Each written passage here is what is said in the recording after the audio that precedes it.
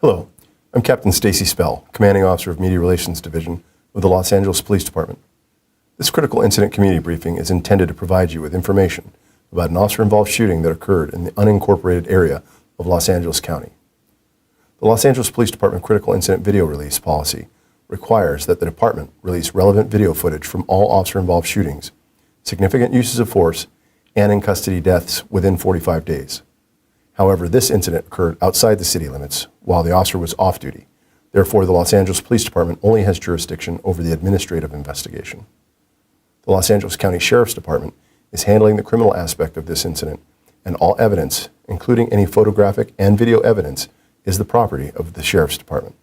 The purpose of this briefing is to provide the latest information and evidence we have collected related to this case, so you can have a better understanding of what occurred based on what we know right now. The LAPD conducts very thorough use of force investigations, which typically require investigators to interview multiple witnesses, view numerous hours of video footage, and analyze a significant amount of forensic evidence. We're still at the very early stages of this investigation, which can often take up to a year to complete, and our understanding of the incident may change as this additional evidence is collected, analyzed, and reviewed. On January 10, 2022, at around 9:15 p.m., an off-duty LAPD officer was looking at a home for sale with his girlfriend in the 1700 block of East 87th Street. While at the location, 3 male Hispanic suspects approached the officer and his girlfriend and attempted to rob them at gunpoint. During the attempted robbery, an officer-involved shooting occurred. The suspects fled the scene in a black pickup truck. Los Angeles County Sheriff's deputies responded to the shooting call and discovered the LAPD officer who had been shot. They immediately transported the injured officer to a nearby hospital. Unfortunately, while at the hospital, our officer died from his injuries.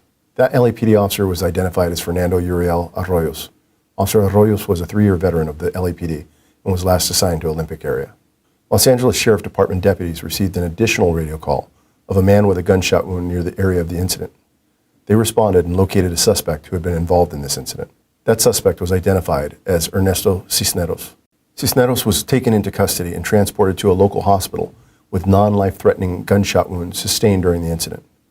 Los Angeles Sheriff's Department Homicide Bureau responded to the scene and assumed investigative responsibility for the incident. On January 12, 2022, 3 additional suspects were located and apprehended.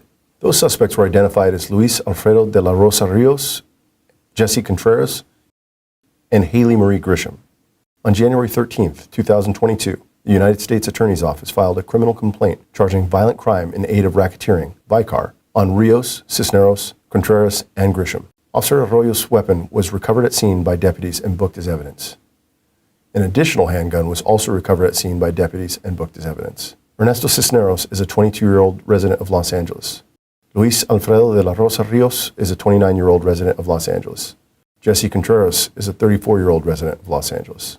Haley Marie Grisham is an 18-year-old resident of Los Angeles.